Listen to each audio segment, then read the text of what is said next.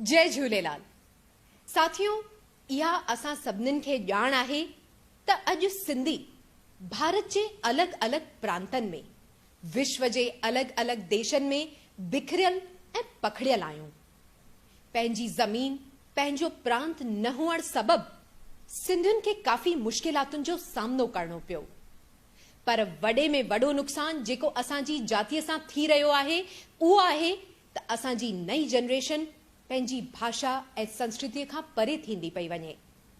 सिंधियुनि खे, ख़ासि करे नई जनरेशन खे, पंहिंजी भाषा ऐं संस्कृतीअ लाइ मन में प्यार ऐं इज़त पैदा थिए, अहिड़ियूं कोशिशूं थी रहियूं आहिनि, पर शायदि नाकाफ़ी आहिनि।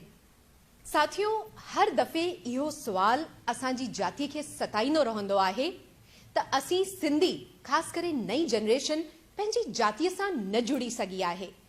उन जो ॾोह आख़िर कंहिंखे ॾिजे, पेरेंट्स खे या ॿारनि ऐं नौजवाननि खे?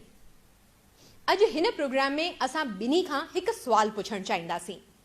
सभिनि खां पहिरीं पेरेंट्स लाइ हिकु सुवाल आहे त जॾहिं तव्हां ॿारनि सां घर में इंग्लिश या हिंदीअ में ॻाल्हायो था ऐं पंहिंजी मातृभाषा सिंधीअ में नथा ॻाल्हायो, शायदि तव्हांखे लॻंदो हूंदो त ॿार उहो न पसंदि कंदा या न सम्झी सघंदा।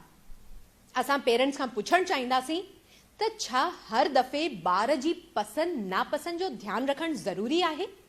छा पंहिंजी जातीअ जे भविष्य लाइ तव्हां ॿारनि खे डिक्टेट नथा करे सघो त घर में हू पंहिंजी मातृभाषा में ॻाल्हाइनि? ऐं हाणे ॿारनि ऐं नौजवाननि खां बि हिकु सुवाल पुछणु चाहींदासीं। जॾहिं घर में पेरेंट्स तव्हां सां इंग्लिश या हिंदीअ में था ॻाल्हाइनि त तव्हांखे हुननि जो विरोध करण में केरु थो रोके?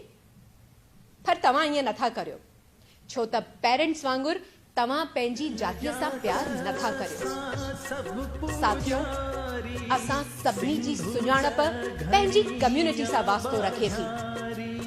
कम्युनिटी असांजी स्ट्रेंथ आहे। Alone, we can do so little, but together we can do so much.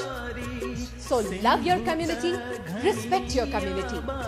अचो त पंहिंजी भाषा, पंहिंजी संस्कृति, पंहिंजी जातीअ खे प्यार